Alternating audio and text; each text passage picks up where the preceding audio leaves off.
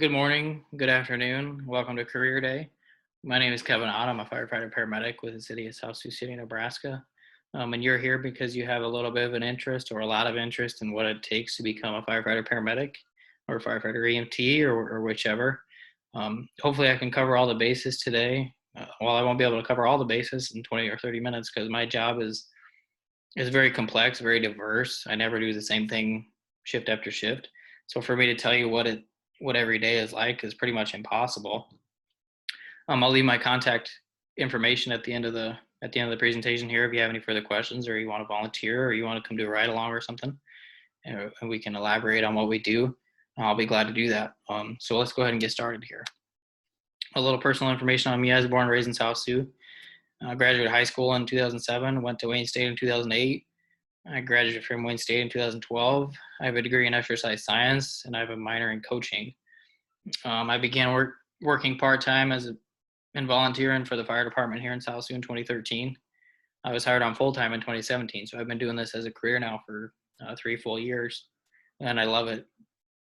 I got my EMT license in 2014 and firefighter 1 certification in 15. I just recently finished paramedic school in 2020, March actually. I just got done, so I've been a licensed paramedic now for a few months.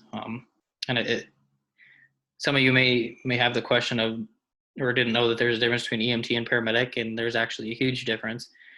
And I'll get into that here in a couple slides. But the most important part about this slide is when I volunteered in 2013, I didn't know anything.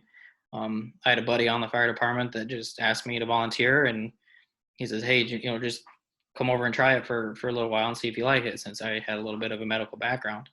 And so I started, and I fell in love with it immediately. And now 7 years later, or now, next month I'll be applying to be promoted to the next captain. So I really invested my time because I love what I do so much. I got a lot done in those 5 or 6 years, but again, I love what I do, so I invested the time, and I'm pretty proud of where I'm at right now. So I'll get into what all that takes here in a minute. So I'll go through a day in the life of what my job is like.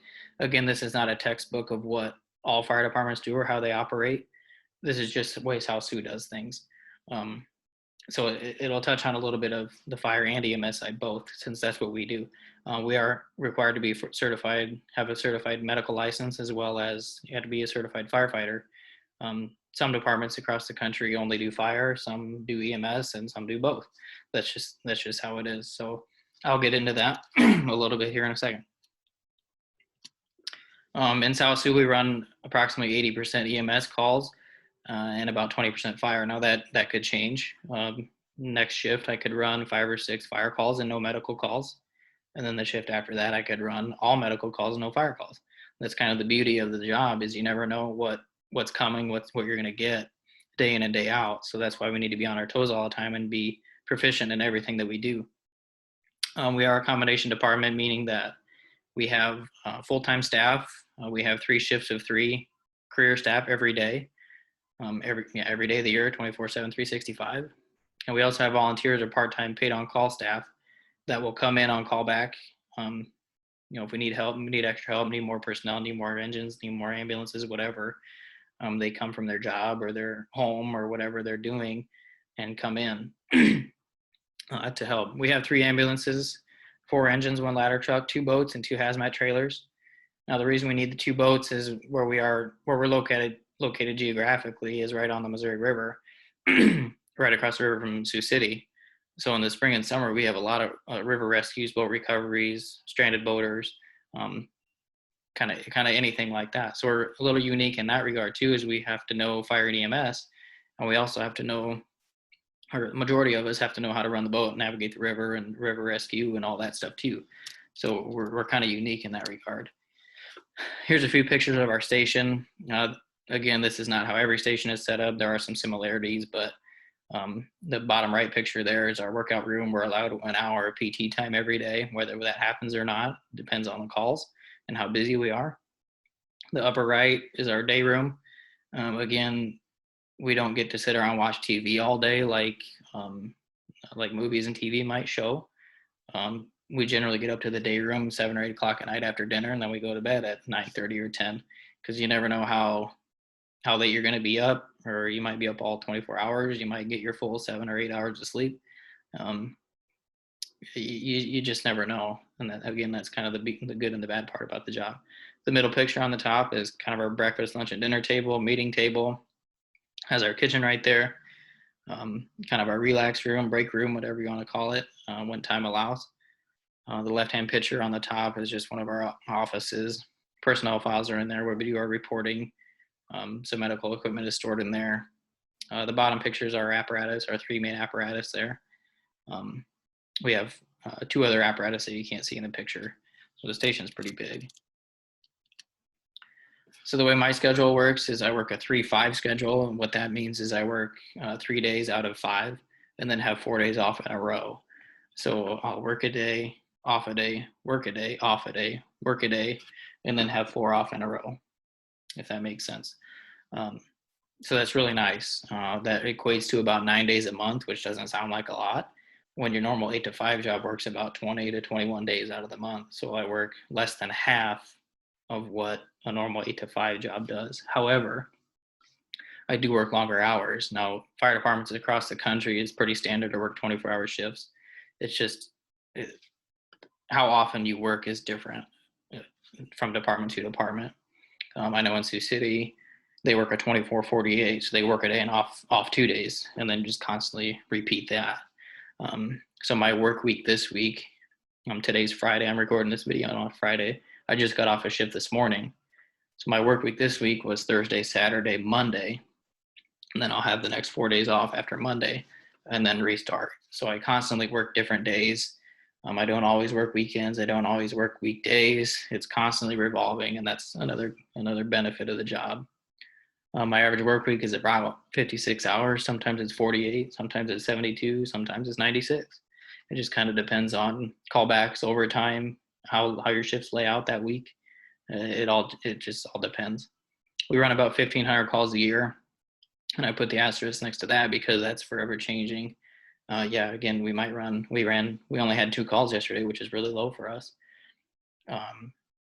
But today, the next shift might have 10, or 12 or 15, or they might have 1. You just never know. So every day we have daily duties that we're responsible for: house chores, station and truck maintenance, training, both book training and physical training and physical fitness. All those things take a backseat to calls, obviously. We can't get too in depth with anything that we do because there's a good chance that you're going to get called out at a moment's notice. So you can't be really, really heavy into doing something and have to stop. You have to be prepared to stop whatever you're doing, and you might not be able to pick that back up for at least another shift or maybe another week. You just have to be prepared for that. But we're always doing something. They're constantly busy. So here's the difference between EMT and fire and paramedic. Your EMT course is about 180 hours of classroom, and then you're responsible for some clinical or ride time hours after that. Every course is different, how many hours they require. And firefighter 1 is approximately 100 hours. Now, those are just requirements for South Sioux. You have to be at least EMT and Fire 1 certified to get hired. There are departments that will hire you right off the street. If you pass their physical and interview process, they'll hire you with no experience, and they will send you to school or send you to their training academy to get certified at whatever they want you to be certified in. And that's pretty cool that they'll do that. EMT, you have to recertify every 2 years, and you need 24 hours of continuing education units. 24 hours in 2 years is not that much. It might sound like a lot, but it is not. So the big difference between EMT and paramedics, as you can see there, paramedic school is about 1,450 hours. So it's just a little over 10 times as long as the EMT course. And I just finished my paramedic course in March, and it's very intense. It's a lot of information really fast, but it makes you look at things so much more in depth than the EMT course does. You can give more drugs. You can do certain treatments that will help people immediately. And it's a lot more fun to be able to treat people on scene or in the ambulance and make a big difference, a big impact right away, rather than just loading them up in the ambulance and driving as fast as you can to the hospital. There's not a whole lot of satisfaction in that. Now that I'm a paramedic, I understand that. But as you can see there, there's you recertify your paramedic every 2 years as well, but you need twice the amount of CEU hours. Um, some other certifications you can get, you can be firefighter 2 certified. There's 3 or 4 different types of hazmat certification you can get. Fire officer, fire investigations, and the list goes on and on. That's the beauty of the fire service, is there's always opportunity for advancement. There's always another certification to get, another class to take. It's forever changing, so you can constantly step your game up. We do community outreach all the time, or public relations is what we call it. We teach CPR classes. We do junior fire patrol program for 5th graders here in town once a year. That lasts about 4 or 5 weeks. I teach that. That's a pretty fun time. We do fire prevention the first week of October, what we're in right now, actually. Normally, in a non-pandemic year, we would go to area schools and teach the 1st graders through 4th graders everything they want to know about fire and EMS, kind of the more fun side of things. We do smoke alarm installs for the entire city. If you need smoke alarms in your house, you want new ones, you want new batteries, you want us to do a home safety check, we'll come out and do that free of charge. And departments do all kinds of stuff like that across the country. They all have their own certain PR or community outreach programs that they do. And we also do station tours. People stop by all the time to just want to take a look around, show their kids around, look at the trucks, do whatever. So there's always something going on. Again, the idea that firemen, all they do is just sit around and sleep, or they sit around, watch TV and eat ice cream and watch movies, that's not the case. This is one of my favorite quotes of all time. It's from the Chicago Fire Department. I'm not sure how old it is, but it's still true today. It doesn't really matter. The time of year or when this came out is still true. It says, our department makes 1,120 calls every day. Do you know how many of those calls the public expects perfection on? All of them. Nobody calls the fire department and says, send me 2 dumbass firemen in a pickup truck. In 3 minutes, they want 5 brain surgeon decathlon champions to show up and solve all their problems. And as funny as that is, there's a lot of truth to that. Every time we get called out is generally on that person's worst day of their life, whether their house is burning down, their cat's stuck in a tree, they stub their toe, or their husband's in cardiac arrest. It's their worst day of their life, whether you think so or not. They think so. They thought so bad enough that they called 911. So you need to show up, do your job, and do it well, because you're going to have a long-lasting impression on that person's life forever. Now, if that's a good impression, great. They're going to remember you as the hero, and the fire department came out and they did this, and I'll forever love them for that. On the flip side, if you show up and do a bad job, now you're forever labeled as, there's the fire department. They showed up and they didn't do nothing. They didn't know what the hell they were doing, and they made, they lost my house, or they lost my cat, or they didn't save my husband's life, or whatever.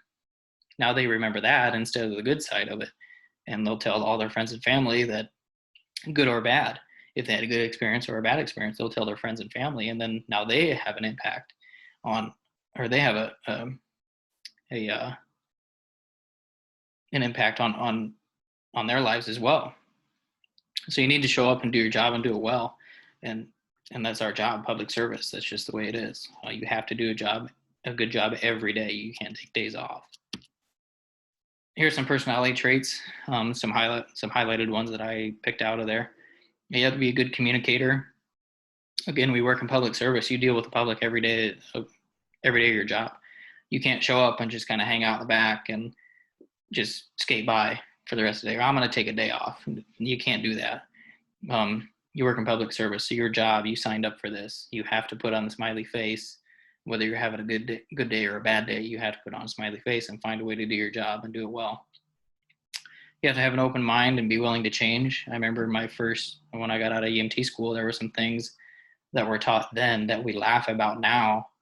It's kind of like, geez, why did we do it that way? That was so stupid, medically and fireside both.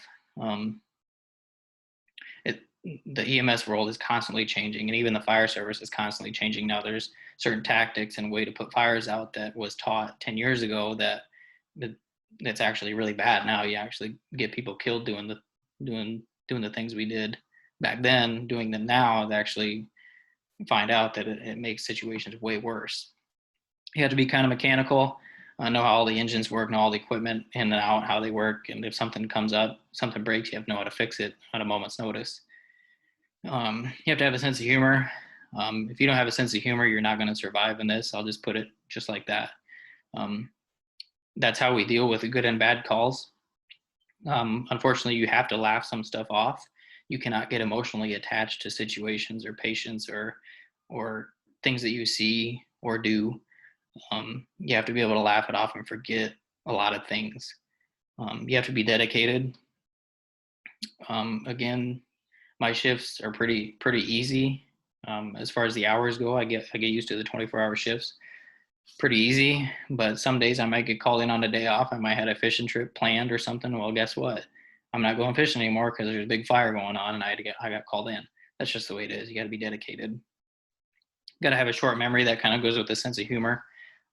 You got to be able to forget the good and bad calls. Now, the good ones are a little easier to remember. The bad ones, unfortunately, are kind of hard to forget. But you have to find a way to flip the switch off from at-home life to work life and back again, because your family doesn't want to know about what you saw that day or what you experienced. You know, everybody is comfortable in their own bubble, and they don't want to hear your horror stories about um, the things you saw that day or the things you had to do. That's part of the job that you agreed to when you started. You have to be very sympathetic. Again, we work in public service, so you're getting called on that person's worst day of their life. Whether you think so or not, you have to show that you care and do a good job, because in their eyes, you're the hero no matter what you do. So if you do a bad job, you're forever that bad firefighter or that bad paramedic. But if you do a great job, you're forever that great firefighter and the great paramedic. So whatever you do has a long lasting impression on that person's life. You have to be very versatile too. Um, there's no such thing as, at least in the smaller type of departments. In the big cities, yes, you might only have one job on the engine or one job as a paramedic. But for us, you have to do both. And we actually, we do boat calls too. So you have to be very versatile in that regard. The best and the worst part about the job, every day is different. I couldn't imagine going to an office job and sitting at a computer all day or pushing paperwork all day long. The best part about my job is I have no idea what I'm getting into every day. I've been doing this for going on 3 years now, going on 4 years, and I have not had one single shift that's the same, and that's awesome. It keeps you on your toes, keeps you interested. Um, it kind of furthers your drive to learn and grow. We have a relaxed daily schedule. Now I put an asterisk next to that too, because some days it is relaxed. Some days you might only have 2 calls. You get everything you wanted to get done. You get done. You get a full night's sleep. Sure, it happens. But some days it ain't going to happen. You might only get 30 minutes of sleep out of a 24-hour shift.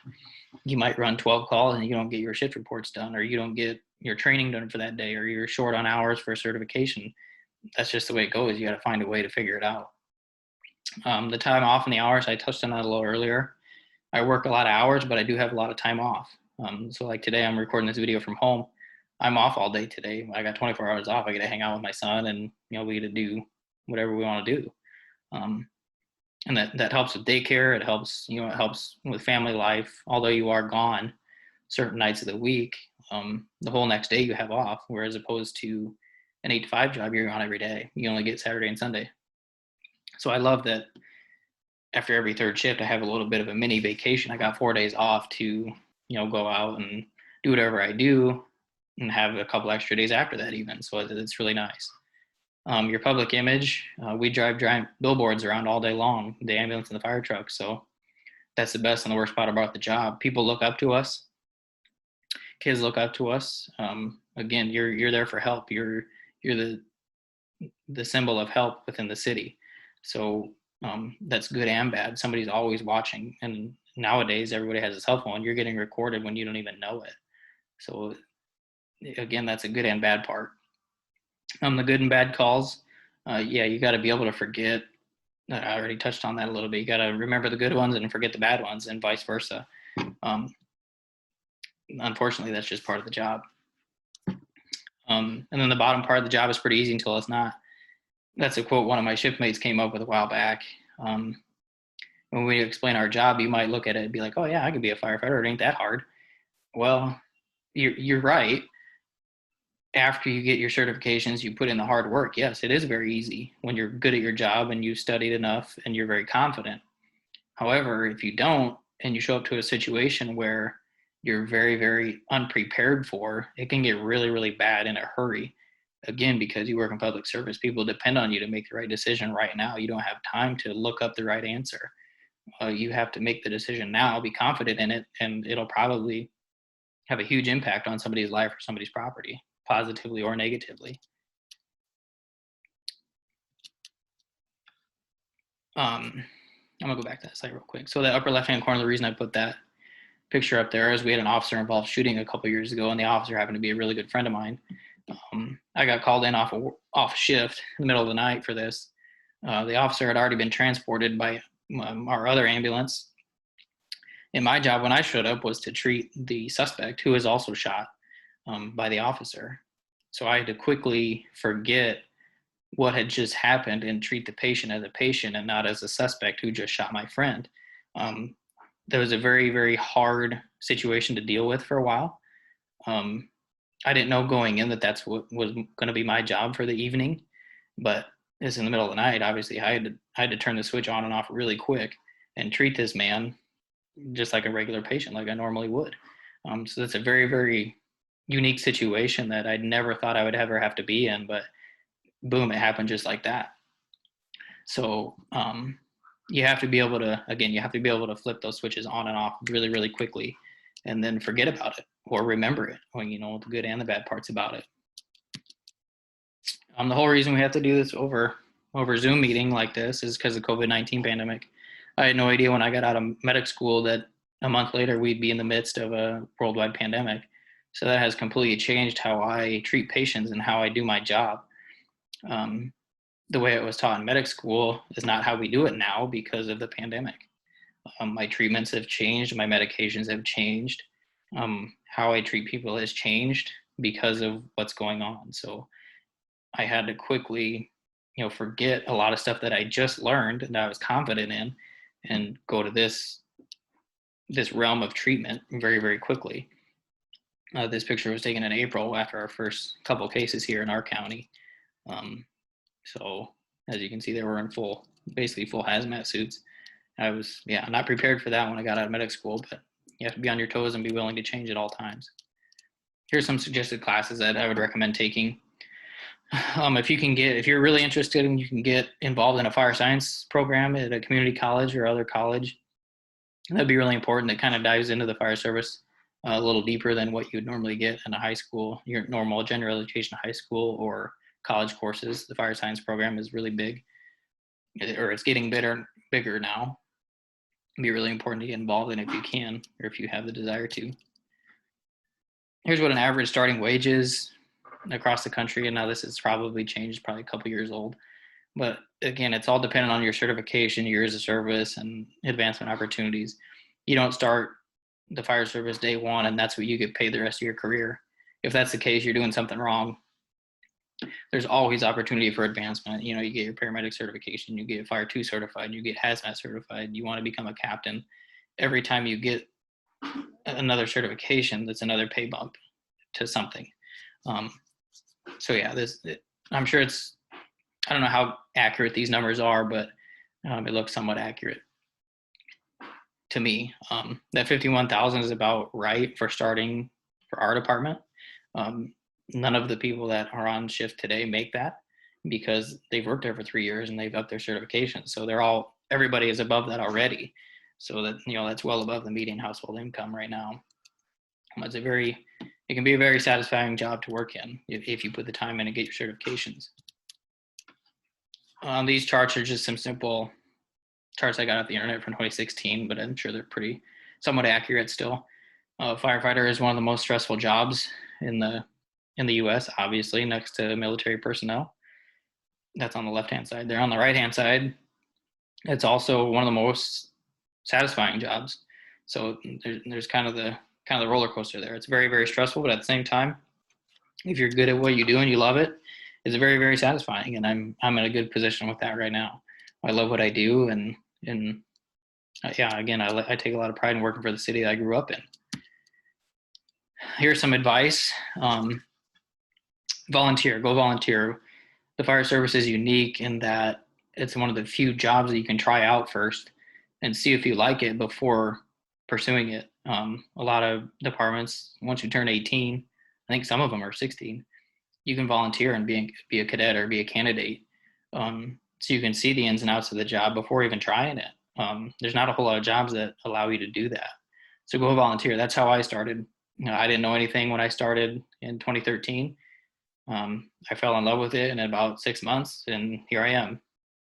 I haven't worked a day in my life in 4 or 5 years, is what I tell people, because I love what I do, and it doesn't feel like work. Um, be in shape for obvious reasons. Um, Again, you're there to save somebody's day, so you don't want to be out of shape and huffing and puffing in a house fire when somebody's trapped, or you need to extricate somebody, like these two vehicles here. Open your eyes and your mind. We get to see the good and the bad side of the world, unfortunately or fortunately. Um, you're going to see some things and hear some things and smell some things that you thought you'd never ever see or smell or do. That's the beauty of the job. It's constantly changing. If you have any questions, again, I know that was a really, really fast presentation. Please don't hesitate to email me. There's my personal email address there, or my work email address. I have a Facebook page, obviously, as well. My name is Kevin Ott. You can also message us on Facebook. I'm the administrator for the Facebook page too. If you want some more information on where to volunteer, who to volunteer with, you want to do a ride along, you want to come check out the station, whatever you want to do, please don't hesitate to ask. Hopefully I covered most of the bases today. Well, hopefully you'll pursue this as a career. It's an awesome career to get into. Like I said, every day is different. Yeah, and you work in public service, there's nothing better than that. So have a good rest of the career day. Again, feel free to reach out to me if you want, and we'll see you later.